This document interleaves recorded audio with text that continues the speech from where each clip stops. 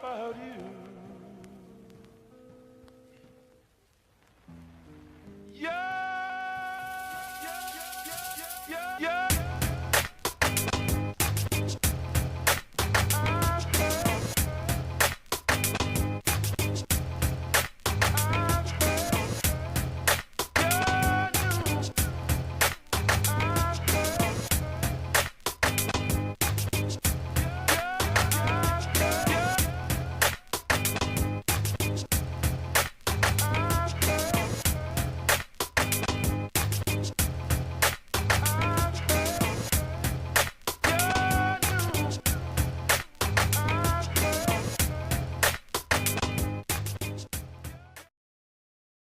What's going on, y'all? Welcome to Low Key Conversations. I'm Curtis Smith. How y'all doing? How y'all living? How y'all feeling? Yo, one day, one time, we gonna go ahead. I'm gonna fall back. Go ahead. I'm Colleen Smith. Welcome to Low Key Conversations. Feel good? Go ahead. Introduce. You feel good? Introduce my guest. Yo, first and foremost, before we get into anything, y'all go ahead, hit that like button. Smash the like button, smash the follow button, share, subscribe, smash everything. That's not a hashtag. Stop trying to make it a hashtag. Hashtag smash everything. It's gonna stick. It's gonna stick. I'm gonna make it work. And one last thing I want to say to y'all before we really get into this conversation. LowKeyConvos.com is official. We got a website. Official. We got a website. LowKeyConvos.com. I'll put the link up so y'all can see that too. But this week's guest, oh man, I've been trying to get my man here for a minute. But he, internationally known across the world. Now, I just want to say thank you for coming through, doing our little bitty, local jump off or whatever. But let's give a huge round of applause for my man, OB Orlando Baxter. Thank you. I'm excited to be here, man. How you doing, I'm son? great, man. I'm just living, man. Living that. What's the life? Yeah, all right. Worcester, England? What's the You been there? I haven't been to Worcester, England. Yeah. I don't like the way they spell it, even though it's the original They spell way. it the same? They don't spell it the same? There's an H in there, I think. Is it? I don't No. know. I just was messing with it. I made that up too. All right. So, come on, man. I was like an You gotta H. really Damn, thinking too. Like, I was paying attention in school. I thought it was all spelled the same. WORCESTER. They don't spell it different. Whatever. Yeah, man. Internationally known, B. Like, you came a long way. Yes, sir, man. A lot of travel. I think since I left teaching, if you don't know, I was a teacher for many years in Worcester. Yeah. And I do stand up now. Mm-hmm. And since the 3.5 years I've been out of teaching, I've been to 12 countries. Wow. See? And I got one on the way. One coming up in August, a new one. Do I got to spray my basement? Huh? You got to spray your basement? I'm Have you 12 traveled countries, outside son. the state? 12 countries. I got all my shots. And I got all my shots in my paperwork, man. I'm good, man. They don't let me back into the country unless I'm good. Everybody said that. Yeah, so I'm 12 countries in. Next month I make my first appearance in Pakistan. Wow. Ooh, I'm nervous. I so bet. y'all gotta pray Be for safe. me. The both of y'all pray for me. You got security? Nah, I ain't that big. The way my bank account work, security is not an option. Not an option. No. All right, let's take a step back. Okay. All right, so we high school. We go back. We go back. You South High, I think he was a junior when I was a freshman, or you was a senior when I was a freshman. No. I probably was like a junior. Yeah, Right. You came in with my brother, right? Yeah, I came in. Oh, yeah, I so came my in brother's with 2 KV. years. Shouts to Keith Baxter. Shout out to KB. Yeah, man, I came in with Keith. Pause. And yeah, man, you welcome, like you, Kate, Kenny, all y'all was running the show, but y'all welcomed us. Like, y'all wasn't like the stuck up upperclassmen. Nah, like, you know y'all what hazed a little bit. But you know what it is about your class? Your class reminded us of our class. Yeah. It was like that cool class that had Yeah. a cool group of freshmen. There's always it always skips a class. Yeah. And you look at the freshmen like they whack. Yeah. Scared and little. But then but these ones you're like, oh, they cool, man. That's us. I don't know. We probably had we probably had an upper hand though, because your little brother was running with us. Like That's true. so But then it was you like, had to welcome us. It was. We had. I mean, we had to. You let them know what's up. Yeah, But but don't get it twisted. We was cool. we was cool. We was very cool. We was very cool. We were still cool. But yeah, KB gave us a pass a little bit. So how did you go? All right, so you taught after you graduated. So I know for a fact a lot of people get out of school, ain't nobody looking back. Like ain't nobody trying to go back. You went back. Yeah. No, I mean it was a weird. Was it revenge? Was it revenge? Nah, it wasn't revenge. So pretty much did the high school thing. Really loved it. Enjoyed it. Took advantage of a lot of opportunities that I had in high school. And got my first taste of international flavor in high school. I don't even think you knew this, but What? Between my junior and senior year, I went to Russia. That was the first time I ever was on a plane. I went to Russia.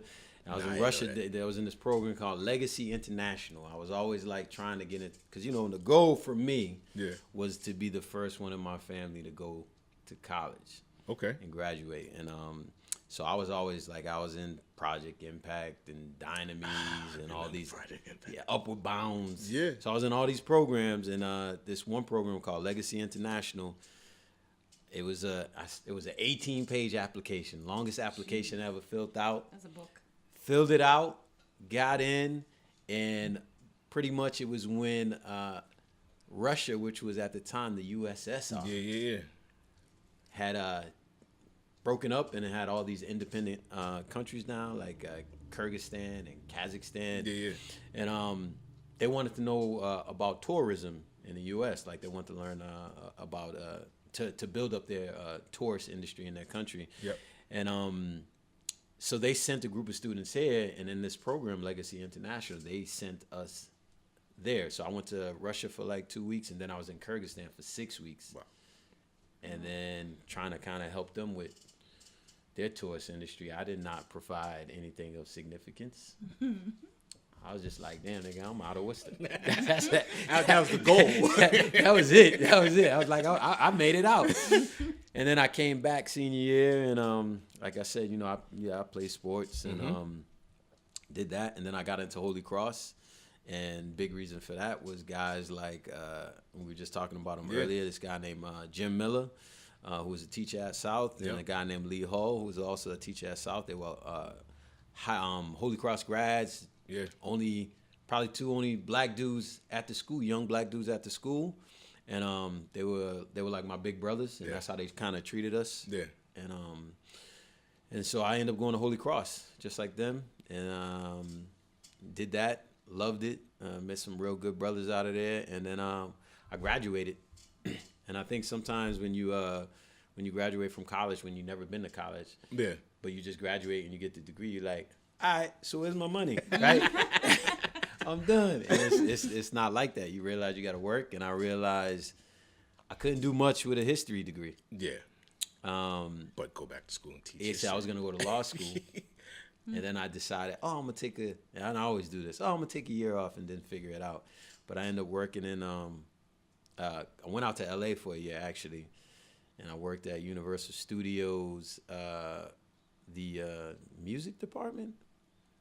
And then I was just like somebody's assistant. Yeah. I came back home, worked at Fidelity Investments for a year. And then I was handling people's teachers' retirement plans, their 403B plans. And I was talking to these teachers all the time. And then I started remembering like, oh, damn, I used to be good with the kids. Yeah. And then I went to talk to a guy named Jerry Creamer. You might know him, Mr. Creamer. He was a teacher at our school. And this dude was my high school basketball coach as well as a teacher at South High School. Yep. And when I went to go see him, he had his own school at this point in time called the Kramer School. It was an alternative school. Yeah. And when I talked to him and I said, hey, man, like I'm thinking about becoming a guidance counselor. What advice can you give me? And he gave me all this advice. And then right before I left, he goes, have you, hey, did you take, were you a math major at Holy Cross? I said, absolutely not. And he said, did you take a math class? I said, yeah, I didn't do well. He said, but did you pass? I said, yeah, I passed. He said, how would you like to come in and be the math teacher for a couple of weeks? I said, nah, man, I'm good on that. This is how he got me. He said, and then he was like, he wasn't trying to get me, but he said, hey, listen, 9/11 had happened. Yeah. His son's wife was on one of the planes. Yeah, I remember that. Wow. And he was like, hey, listen, my son needs to take some time off. This was after it happened, to handle some stuff. He said, would you like to just come in and just take over his class for like a week or two? Yeah. I said, man, all right, I'll go in and do it. Yeah. They throw 9/11 at you. You can't say that. I can't say that. And then I went in and I went in and did it for like a week, and he ended up coming back early. Mm-hmm. And instead of me being like, and it was crazy too. The kids were like, I was just like, It's alternative school. yeah, this ain't gonna work. But they were cool. The kids were cool, and then I just was like, they was like, hey, well, why don't you stay on and be the building son for the rest of the year? This was like, it was only a couple months left of school. Yeah. So I said, yeah, I'll do it, and I did it, and I just was in different people's rooms and dealing with different kids, and I was like, oh, it's not that bad. Yeah. And then I was like, all right, man, maybe I should just go get my certification. And then that summer, I kind of like got my certification, ended up getting a job at the All School, which is Claremont Academy now, which is the old Woodland Street School. Yep. I was there for 6 years. I was the TV production teacher, which has absolutely nothing to do with history. But you was in the door though. I was in the door. Yeah.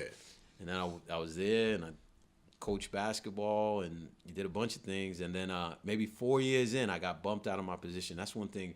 Like when the teacher's new or a couple years in, senior teachers, if there's ever like, because sometimes the money's not right, and they have to make cuts, you can get bumped out of your position. So my position got bumped. And they said the only way I could stay is if I become the in-school suspension teacher. Yeah. And I wanted to stay because I was coaching. Yeah. And I wanted to remain in the school with my students. I could just have more control over them that way if I stayed in the building. So I ended up taking this job I did not want. And around the same time, I ended up being trying to become a stand-up comic. Like having that, the son, I always thought I was funny, but we all know people in our circle that are funny. Exactly. Like you think you funny like when you're around like people that know you. But then you get around some people that don't know you and you try and say that same shit around them and you don't get no chuckles and you're not as funny as you thought you were. So that's what it was always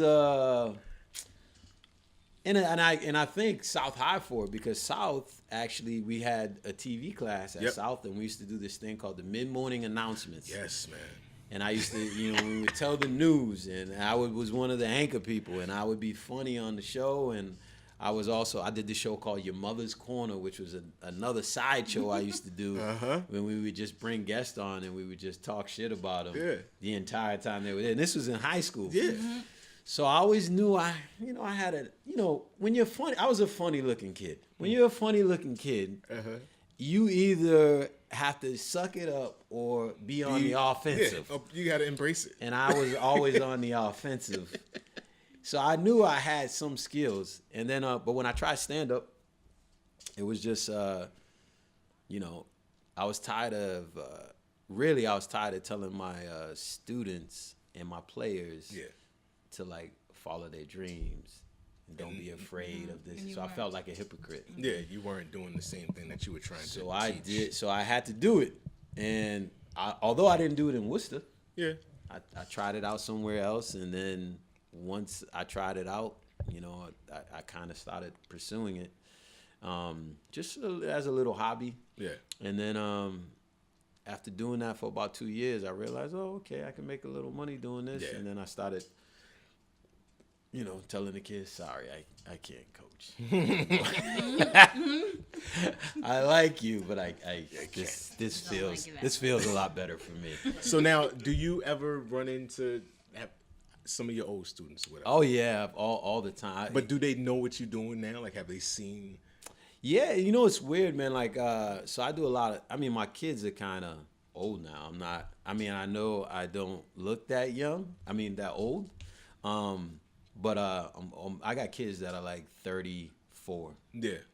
So like when I'm doing comedy clubs, I'll hear someone yell, "Mr. Baxter," and I do a lot of colleges. Yeah, that makes sense. So I'll be anywhere in the country. Yeah, And like I remember, I taught for 12 years. yeah, So I just hear Mr. Baxter, and Yeah. I'm like, "Oh, I don't blah, know blah, you. blah." No, I don't. I'm like, "Yo," and I'll acknowledge him and be like, "Yo, that's one of my former students. Thank Yeah. you for coming to the show." They were like, "Oh, I didn't know you were here." I was like, Yeah. "Well, whatever."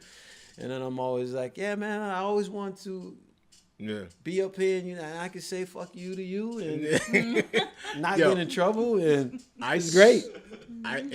This is sad to say. I saw your act live one time. It was probably 4 years ago. Yeah. In Auburn. Oh yeah, You know what I'm talking about. Like, Yeah. It was some little so one of my students, biker right? bar. It Yeah. was something. Yeah, But like the whole city was out. Like I saw people I hadn't seen in years. Oh yeah. And this was like 4 years ago. I'm Yeah, people sitting would in come there and out. I'm like, okay, is he really funny? Because I don't know nothing about. I ain't never seen it. Like Yeah, I yeah. know OB, but I don't know. I was always Like, quiet. I was a quiet kid. But then, son, you got up there and I didn't feel like I knew you. yeah, Like I didn't nah. like. It's different. Like you know somebody that's successful in a certain thing. Yeah. And you see them and you hold regular conversations with them and everything is cool, but then you see them in their element and Yeah. it's like you don't know this person. Like they are Yeah. the embodiment of what it is that they're doing. Like I literally I was crying Oh, watching. thank you, man. You know what I'm saying? Like Yeah. and it wasn't and this is not this is on like I literally had tears running down my face from your act and it was hilarious. And then there was like there was a lady in the back and she was drunk and she was heckling and standing up, just wouldn't sit down and you went in on her and it was hilarious. So it was good to see you Yeah. like live up to everything that everybody said that you were that I didn't know that you were. And then Yeah. I sat there and witnessed it for myself and I'm like, all right, yeah, this dude got it. Like he's hilarious. Yeah, thank you, man. Yeah, well, it is. It's weird because I think there's a lot of comics. There's two types of comics. There's comics that are on all the time. Yep. So you take them off stage, they're still in their laugh mode. Them is the dudes you can't be around. Yeah, all I the can. time. I mean, for me, it's hard for me to deal with them, man, because I'm a very low key kind of guy. Yeah. I'm very like, I sit back and have a conversation. I don't need to be funny all the time. I don't need to be Yeah. the center of attention. But on stage, it's like, it's that opportunity where I don't have to fight Yeah. anybody for the stage time. So I'm supposed to talk. Yeah. So I get up there and do my thing. It's like another side of me. Yep. And I get to kind of be completely free and say whatever thought that's in my head, whether it's rude, whether Yeah. it's like whatever. But I get to say it. I get to express those ideas. Whereas if I'm off stage, I kind of be like, I'm going to just keep that to myself. You know Yeah. what I mean? So Yeah. it is definitely, there's a lot of people that have never seen me perform comedy, but have worked with me as a teacher. Yep. And they would say, you're two different people because Yeah. you're completely opposite off stage. Yeah. I didn't see it coming. Yeah. So yeah. I didn't see this part. I really didn't. I didn't. Yeah, I I get that. I do get that a lot. But so obviously I continue with the stand up and some, like I was telling you, sometimes when you do comedy, like maybe 2 years in, 2 or 3 years in, I was thinking of doing I was gonna become an assistant principal. And that got sidetracked, obviously, with comedy. And I had this opportunity where I went out to New York and did this thing called NBC Stand Up for Diversity. Yeah. So I went out to New York and I stood in line with like 10, 12 other comics from Boston. Stood in line all day. We got in. We did 2 minutes. Yeah. And then after the 2 minutes, you had to wait another 3 hours before you got a phone call to say whether or not you could do the night show. Yeah. So I'm there with all the comics and we're sitting down and we're at Applebee's and we all got our phones on the table. Waiting for the ring. My phone rang. Nobody else's phone rang. And here's the dope thing about Boston comics. I got the call to do the night show. It was like, you know what? Fuck it. We staying. We staying to support you.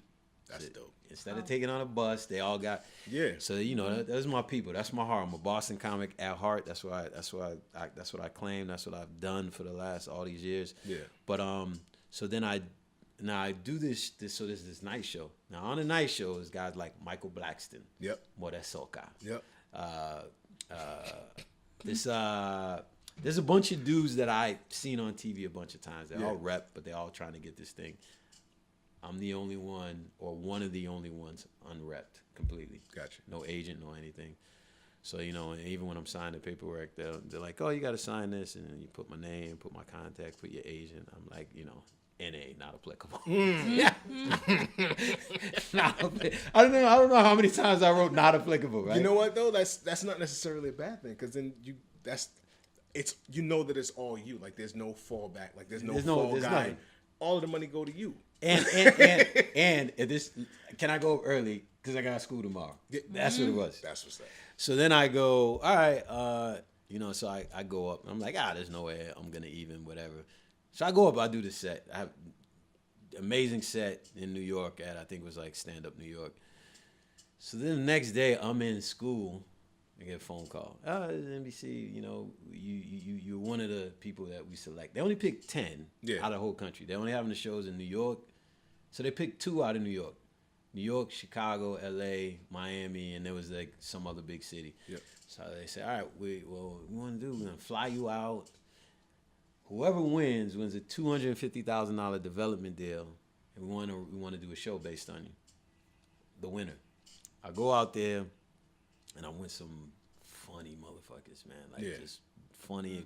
And then, you know, I probably have the least experience out of everybody. Go up.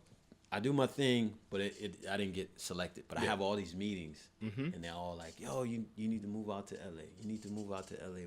And I end up not doing it. I was like, oh, I keep calling the school, telling them, hey, I'm sick. Yeah. I'm sick. No, I don't. It feels like, I feel like I'm getting better. And then, you know, but I end up going back. And so I blew that. I didn't take advantage of all the cards and I took meetings with NBC, CBS, all these meetings. I just didn't do it because at the time I just was like, I'm not ready. I only have like 10 minutes worth of material. I can't really take advantage of the opportunity. So then I ended up coming back, and then that was the thing that made me be like, oh, I can probably do this at another level. And then I, like, maybe a year later, I met this guy named Joe Coy, who's a Filipino comedian, is like one of the funniest comics in the country, and he happened to see me out in Hartford. And it was funny, even with him, like, he seen me, I performed with him. He's like, hey, man, so I leave. He calls me up. He says, hey, man, hey, I'm going to be working here for the rest of the weekend. You want to work the whole weekend at the club at Funny Bones? I was like, no, I can't, man. Like, I got this show that I'm supposed to do, because I never would cancel shows on people. Yeah. And he's like, I hear what you're saying, man, but this is kind of a big deal. So do you want to think about it? And he hangs up, and he always tells this story on the podcast when he's talking about me. And I was like, and then I called, and I was like, shit, this is kind of a big deal. Like, but at the time he wasn't big like he is now. Yep. So then I end up doing these shows with him. Everything went great, and then maybe a year later, man, he hit me up. Hey, New Year's Eve, come down. I'm in Miami. I'll fly you down. And then all of a sudden, he would just fly me out to open up for him. So he's been a major mentor and huge impact on my comedy career in terms of like seeing it at a high level. Yep. Like this guy is like seeing what it could potentially and then just into. It's almost like somebody asking you literally to be like, hey, I know you're in high school right now, but you know, I'm a rookie in the NBA. Yeah. And I need someone to hold my bags or just help me warm up before would you do that? And that's literally what I had. So my mama wouldn't let me do that. Yeah, man. I was old when he asked me, so I didn't have to ask my mama. But so I've been very blessed in terms of that. And then the decision to kind of like 2010, I actually left school for a year, and 9 years in, I left. And I went on tour with Joe Coy. I went all around the country during the school year. I didn't have to call in sick or anything, lie about that. And then I didn't. That's the truth. I was always calling in sick. I'm like, God damn, you sick again? How many times you got pneumonia? That's like the 3rd time this month. You know. I've been in and out the country, so. But the funny thing is, when I go on the road with Joe for a year, then I come back to teaching. I came back, and I ended up teaching at South. Yep. And in my head, I was like, all right, well, you know what? I've done the thing, and I'm okay, and this is a good secondary job. You know, I'm just gonna be a teacher and do stand up on the side. And but there was, you know, Joe Coy had told me, he said, Orlando, you're a good comic, but you're either gonna be a teacher that does comedy or a comic that used to be a teacher, and there's a big difference between the two. Yeah. You just don't realize it yet. Yeah. And so I went back for 2 more years, and I said, you know what? Let me go. I end up going full time. And the day that I did it, I decided not to go back, and I left teaching. I applied for my first international festival. Yeah. They picked 2 comics out of the country, out of the U.S. They pick them from around the country, around the world. 2 out of the U.S., 2 out of like Africa, 2 the continent of Africa, 2 out of England and whatever. So I ended up getting picked to do this thing called the Switzerland. It's called the Montreux Comedy Festival. Flew me out, put me up. Did that, met some other guys. They told me about this thing called Edinburgh in Scotland. I said, oh man, this is like the biggest, largest like art festival in the world. It's like huge. I mean, there's like 2,000 to 3,000 shows per day going on. Yeah, wow. The population of Edinburgh doubles, like, so it goes from 500,000 to 1 million people all there to just watch shows all day, drink, watch shows, have a good time. So me and so I decided, I'm going to go out there. So I go out there for 10 days with the hope of maybe being discovered. On the 7th day. Okay. He rested. On the 7th day, I want to say it was the 7th day, but I was drinking a lot, so it could be the 5th. But for the story, on the 7th day. Okay. I get out there and I do a show, and it's hard because you got to hustle to get people to come to your shows. Yeah. Because you're competing against all these shows. And I was so bad at it, I had to hire a white guy named Angus. I was like, this black skin is not working in this situation. So I hired the whitest guy in the world, white guy named Angus from Scotland.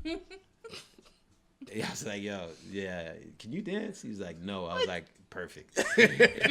I said, so he was getting people in for me, but on this one particular day, I maybe had I was doing a free show. Yep.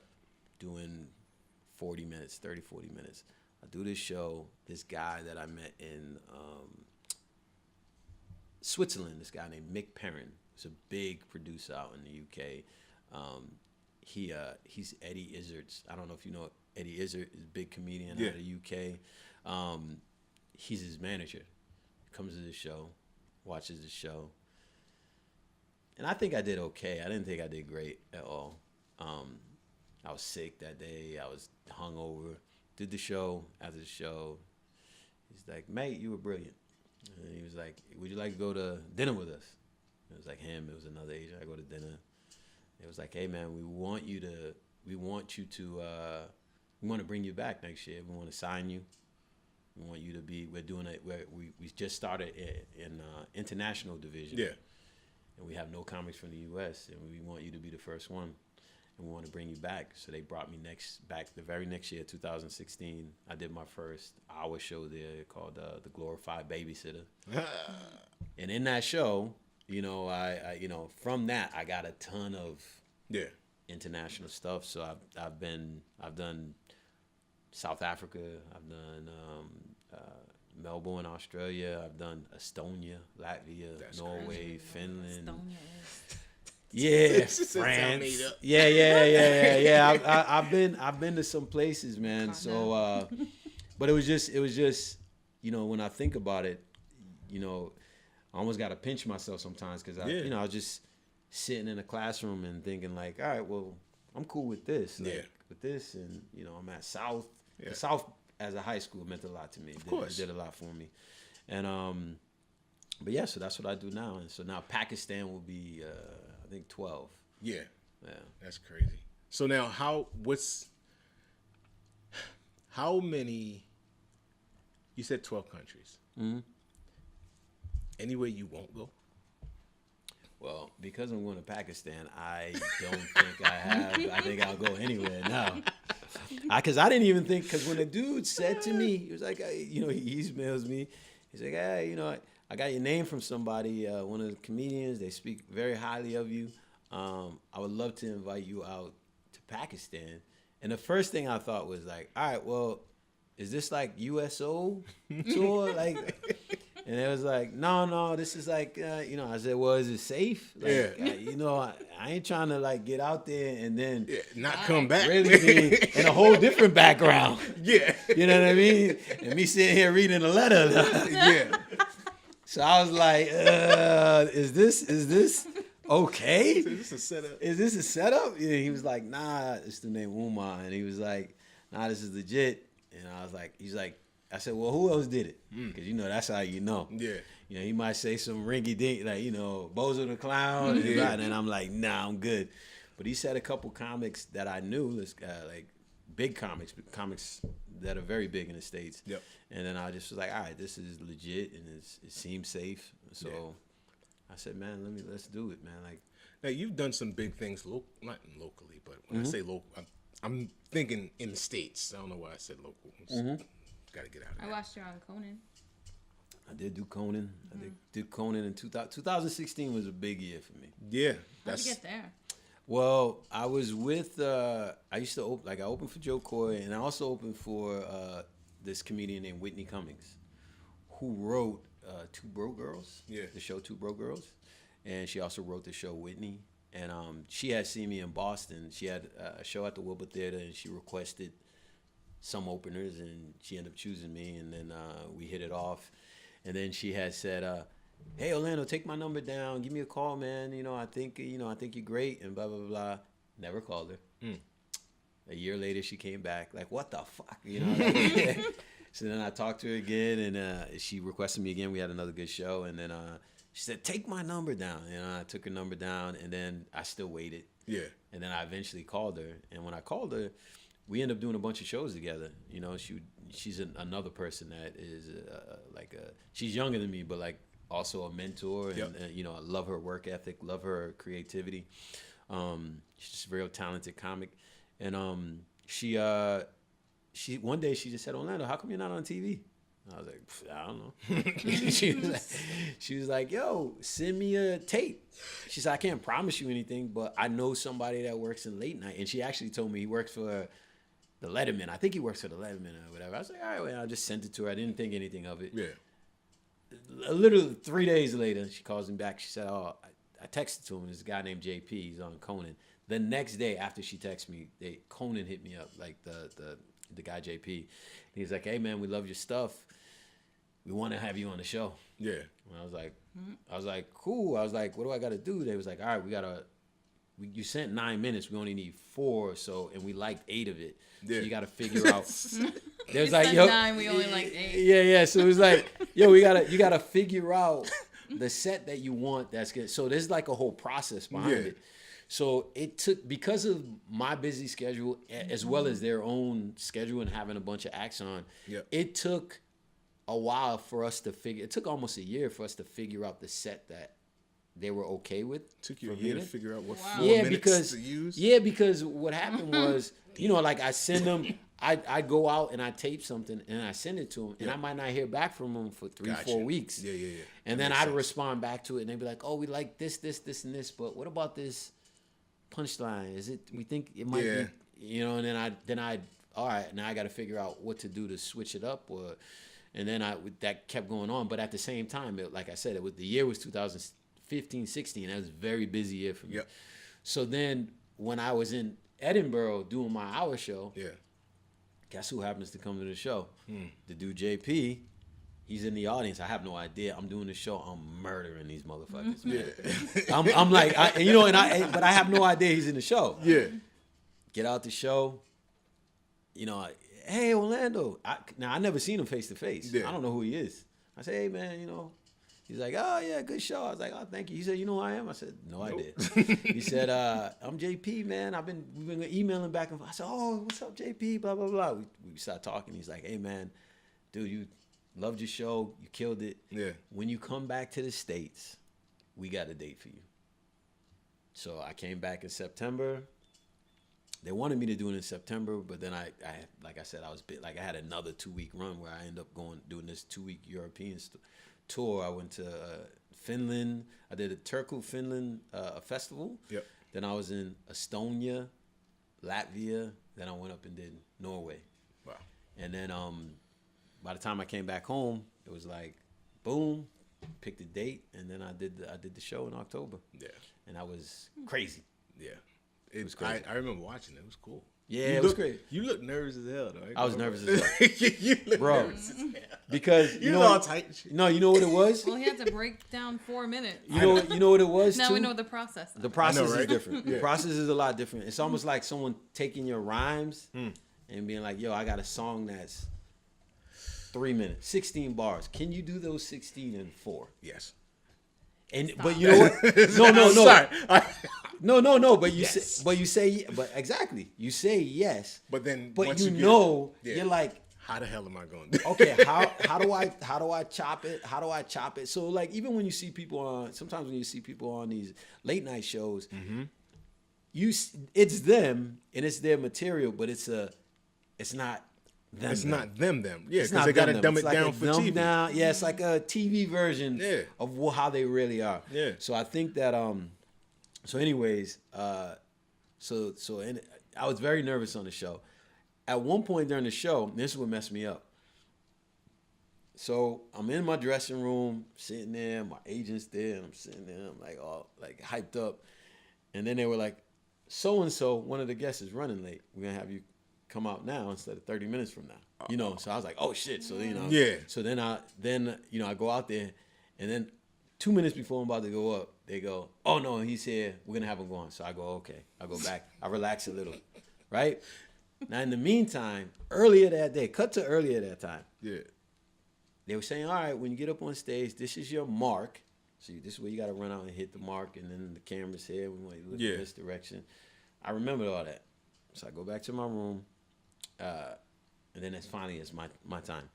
So I go up, and I'm standing behind the curtain, and I'm waiting for them to call my name. And I'm like, all right, yo, this is crazy. They about to call my name. Curtain opens.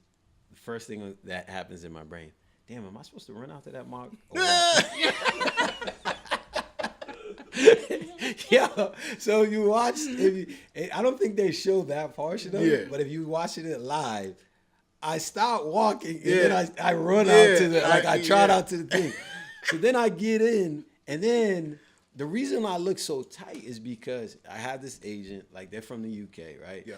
So I'm in the back, and my agent's like, I have this shirt on.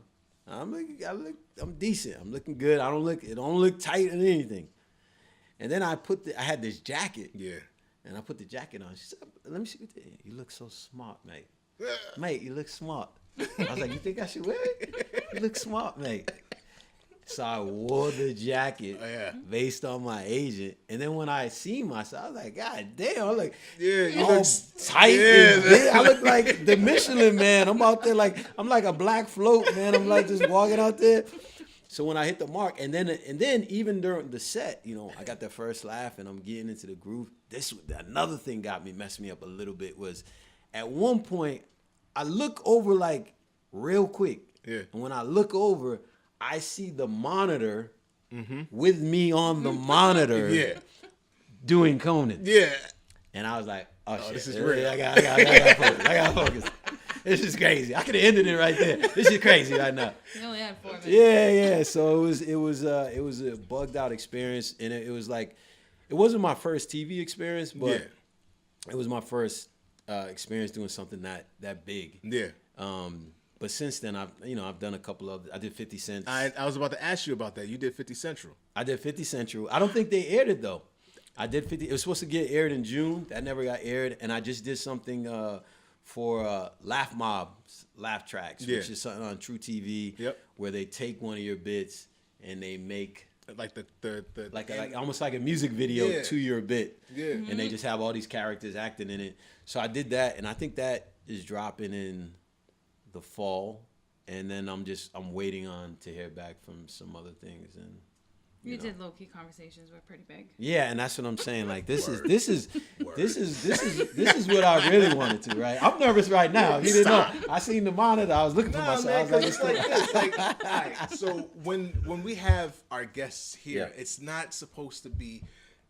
Excuse me. It's not supposed to be scripted. You know what I mean? Like, I know that you're a professional in what it is that you do. yeah. And you know, you go and you have these interviews with these people. I don't consider these not interviews, this is conversation. I give you the platform to say the shit that you really don't get to say in your regular interviews. You know what I'm saying? Like you just gave the backstory of how you was feeling when you did Conan O'Brien. Yeah. Don't nobody else have that information.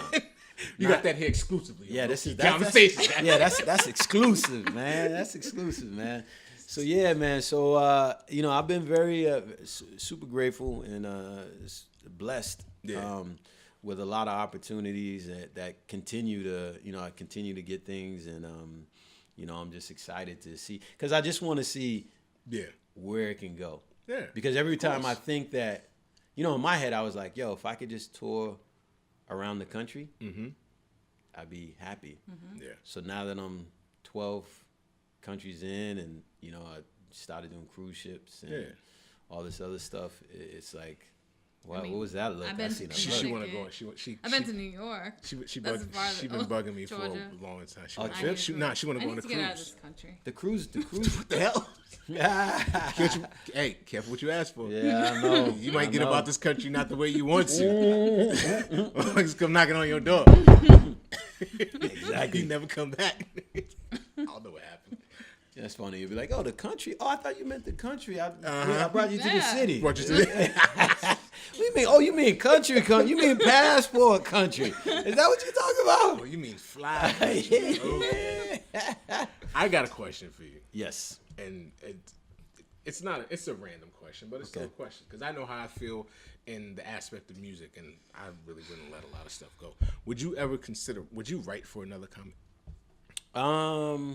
Yes, I think I could. It depends though, because I would have to like really understand the way that they think. I don't think to be honest with you, I don't know if I'm capable of doing it. I think I could in some fashion, like if I knew the point of view, like I know Chris Rock's point of view. Yeah. You know, I might can tailor jokes, or you know, oh, Paul Mooney, this is gonna be some black shit, right? Yeah. It's all militant type jokes, you know what I mean? But I think that I could, but I would like to see how far I can take it for myself. I think for me that's the drive. Like, okay, where is this gonna end? Like, where is this? Am I gonna stop right here? Is this it? Am I just gonna be a cruise ship that had some TV and does international stuff, or can it be a lot further? Can I get a TV show? Yeah. Can I get a whatever? And you don't know. And I think that's the you know, being of this age. Yeah. And because everything is so fast. Everything is fast, but I think when you get older, sometimes you just become more conservative. I think when you're young, sky's the limit. Yep. When you're conservative, you're like, shit, I got bills to pay. Yeah. I can't be fucking around here doing this, that, and then you get into this mode, so that hunger, that desire, that belief in yourself, kind of it settles a little bit. Yeah. So to still have that, it's a good thing. It's a good feeling. So I don't believe shit you just said. To be honest with you, only reason I say that is because I feel like you still have ambition. Like there's still a level that you want to get to that you ain't seen. Oh, for me? Yeah. No, I'm like everybody else. I'm just saying. I'm saying in terms of like. Oh, so you was talking. It's kind of like sounded like you was talking about yourself. No. I'm very. I've always been ambitious. I think that's the thing that has pushed me, whether it's academics. Yeah, it keeps you moving. It keeps me moving, you know, that competitiveness. And, I just want to see where I can take it. Yep. You know, so that's that ambition. Like, the ambition isn't to settle. Yeah. It's more like, okay, like, what else What can I do now? Yeah. What can I do? Can I get this? Can I get this TV show? Yep. How crazy it would be if I had a TV show or a cartoon based on South High.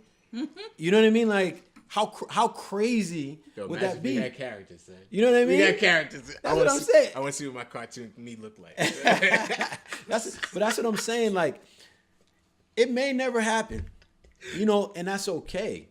Yeah. But sometimes it's not. It's the let me try. Let me try. Yeah. When I settle down and it's all over, I want to be like, yo, you went after it. Yep. You can look yourself in the mirror and there's no regret. You did go after it. And that's the same philosophy that I taught to the kids. Yeah.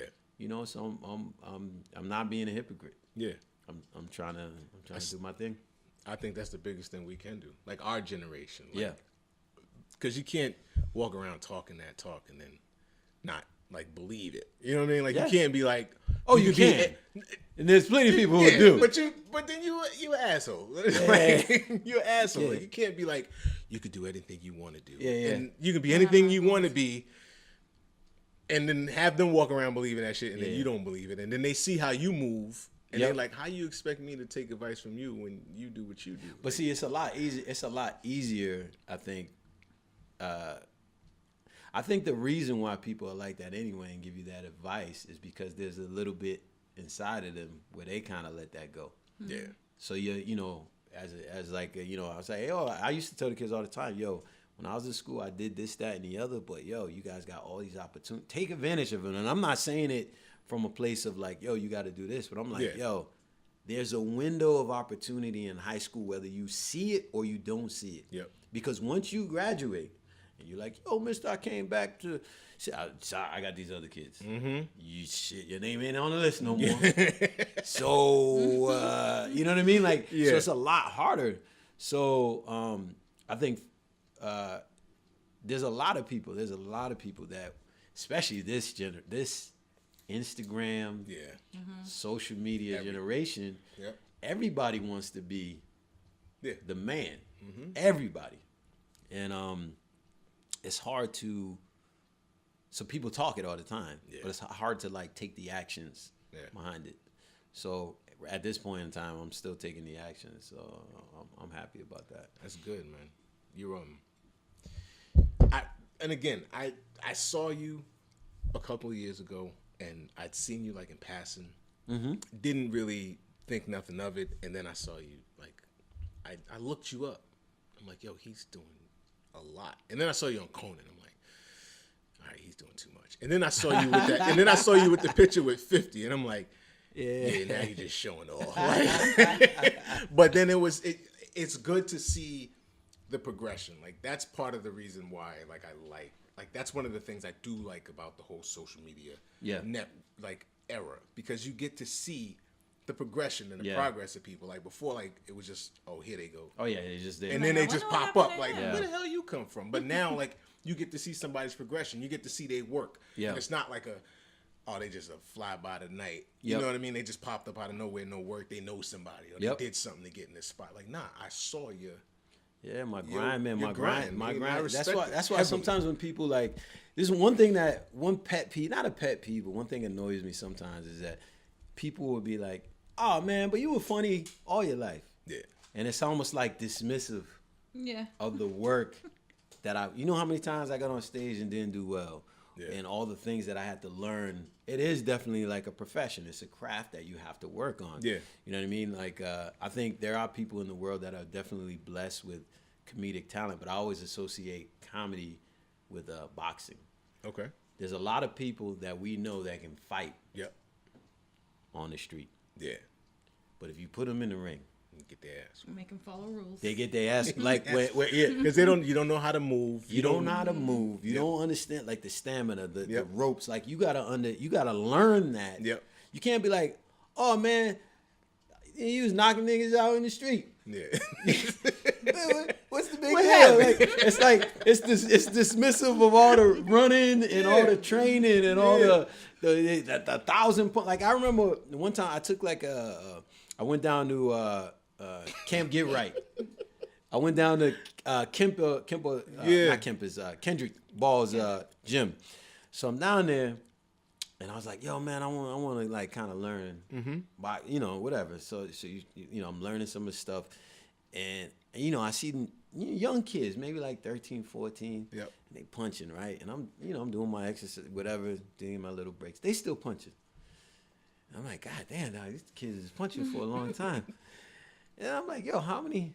Oh, they're getting their like 1,000 uppercuts in a day, or so like the work ethic to be a boxer. Yeah. It makes you respect boxers that get knocked out a lot, because it's like, yo, they still put in that work. to get knocked the fuck out. But you know, if you dismiss all that, you be like, oh man, he's a bum. I could have whooped his ass. No, you couldn't have. It could happen. It's not possible. It's work, man. It's work. It's work. It's work. That's just that's anything. That's like the little kid down the street and around the corner taking 1,000 jump shots every day. Exactly. That's practice. It's work. He has ambition. And you have to. That's what I'm saying. You gotta have it. You gotta get it in. That's us. That's us. Get in front of these cameras every day. You gotta do it. It's practice. It's practice. You One learn. day you're gonna get your name right. It's gonna happen. I know my fucking name. All right, I got one more question for you. Mm-hmm. What is like for as many years as you've been doing comedy? Mm-hmm. What's the craziest thing that happened to you while you was on stage? On stage? Yeah. So far. Oof. If it ain't been nothing crazy, just saying shit happened. Nah, I've had. I'm trying to think of there's a couple things that have happened, but I'm just trying to think of the best one. Yeah. I had one weird experience, one really weird. Like I was on stage, and I know I have more, and I won't remember them until after the show. That's fine. You can text it to me. Yeah, I'd text it to you. I'd call in, like just put like a talking head, and play it in the babackground. I remember. I think that there was one time I was down here at 3Gs. I used to do this hostess open mic. Because, you know, Worcester didn't have a comedy scene when I started. Like, so I would bring do all these open mics and have all these people come down. But anyway, I'm down at 3Gs and I'm doing a show. And it was this lady's birthday. Yeah. Old lady, just 3G regular or whatever. She's down there. And then I'm like, happy. I said, we bought her a cupcake with a candle. I never met this woman, but I found out it was her birthday. Yeah. I'm hosting the show. Like, it'd be nice, man. Let's buy a cupcake, put a candle on, and give it to her. So I give her the cupcake, and I say, hey, listen, I know it's your birthday. They told, I just want to say happy birthday. Yeah. She said, oh, thank you. Oh, you one funny nigga. I said, oh, yeah. Hold up. What is this lady's nationality? If she was at the 3Gs, she's obviously an old white lady. She's an old white lady. I wanted the confirmation for the people. She's an old white lady. And I was like, God damn. I just gave you a goddamn birthday cupcake, man. That's what you get for your trouble. But she wasn't, and I knew her intention wasn't malicious. To be malicious. Yeah. But my soul was broken on that day. I was like, I will never give another motherfucker a cupcake. I wanted to blow out her candle before she made a wish. I don't want to see another cupcake. I wish I would have took it and wished she didn't make the comment, but whatever. But so that was crazy. There's been times when I've been on stage and the mic cut off. Yeah. The lights cut off. Sabotage. Just I've been that's what I'm saying. Like, they're hating right now. Oh, I'll tell you this is the craziest thing that happened most recently while I was on stage. Mm-hmm. It wasn't crazy, but it was crazy. All right, it's gonna make sense in a second. I was doing a cruise. On the last night of the cruise, I'm on stage. I'm new to the cruises, and I'm hosting the show. And at some point in time, my mic cuts off. Yeah. Cuts off completely. I hear this beep, and then I hear Oscar. Mic comes back on. I'm like checking the mic, comes back on. I said, damn, yo, who's Oscar? And why the fuck he fucking up the show? Which is the wrong thing to say. It was just something I said, because it's a clean show. There's kids in the crowd. You know what I mean? You ain't supposed to say that shit, right? But I was joking, whatever. So then, after I get off stage, someone jumped 15 stories off the boat. That's what I thought. They jumped, right? They jumped. So I go, Oscar means man overboard, woman overboard, drunk overboard, whatever. How are you supposed to know that? I didn't know that. So I get off. I'm like, oh shit, what happened? They have all these, like one side of the cruise ship like blocked off. Yeah. What happened? So I'm like, yo. I'm talking to one of the people on the cruise. They're like, yo, whenever people jump. I was like, first of all, I didn't know people jump. What you mean whenever people jump? Whenever. Like it happened all the damn time. That's what he said. I swear to God. Whenever people jump, we never find them. I said, holy shit, right? And I was like, yo, this is so crazy. So then I'm like, oh shit, that's so crazy. Show's over, people coming out, people greeting me. I was like, yo, man, it's like, yo, what was that? I was like, I think someone jumped overboard. I was like, yo, I feel bad. I feel terrible. 45 minutes later, right? Hour later, I see the cruise captain. Oh, they found her. It's 9, 10 o'clock at night. Mm-hmm. I mean, it's dark. You look outside, it's dark as hell. The water's dark. The only thing that light is the moon, the stars, whatever. So I'm like, yo, how did they? It was like, listen, we just kept going straight, and then like there's these little boats called tenders. Tender went out. This shit was on Good Morning America because they found her. Yeah. Shit, if they don't find her, that shit ain't on TV at all. Not applicable, right? So they find her. So the room, and the shit was crazy because like the room was on the boat. Oh, so I heard all types of rumors. Oh, she was hanging from the side of the boat, and then she was tweaking, and I'm like, really? Yeah, you tweaking? I think she was on some stuff because I go up in the elevator like because there's maybe Taraji made her for jump. dinner or whatever, a late night dinner. So all the people are talking about it. So I'm hearing all these rumors. One of the rumors was she's taking a selfie. I'm like, really? Mm-hmm. She's taking a selfie, right? Anyways, I talked to another captain, and he goes, oh yeah, the woman, I think she tried to commit. I think she tried to commit suicide in the past. And she was on antidepressant medicine in alcohol, you know, and took too much combination, and she ended up jumping. Now, that's the story. It's from one of the, not the captain. I'm fucking like I have inside info on the captain. It was just some motherfucker that worked on the cruise ship. It was a member. It was not the captain. I'm over here fucking up my future job potential. It was not the captain, right? It was not the captain. I just feel like captain is a better word. So, and this happened in, I think I want to say February.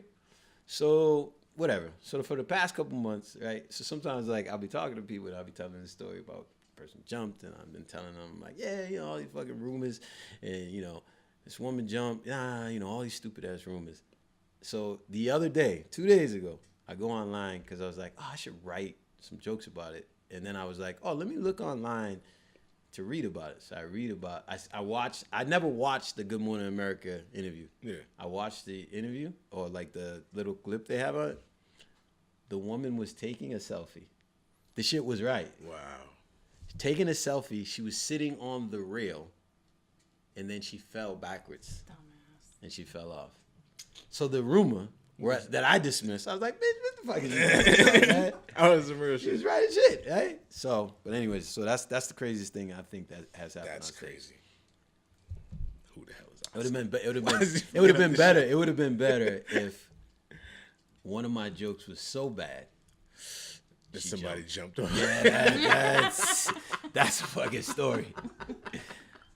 How bad am I? Let me tell you something. This is how bad I am. Yeah. She said, I can't take this shit no more. She joked. But so yes. What do you got? What's up next? I know you said you're going to I go to Pakistan. When? I go to Pakistan. I leave August 10th. Damn. That's like 3 weeks. Yeah, I leave August 10th. I'm out there to the 20th. I have a show that's pending in Egypt, in Cairo. Okay. So I'm either gonna come back home on the 20th in Boston, and if not, I go to Cairo, and I'm doing the show on the 25th out in Cairo. But I'm still waiting. I'll find out Monday.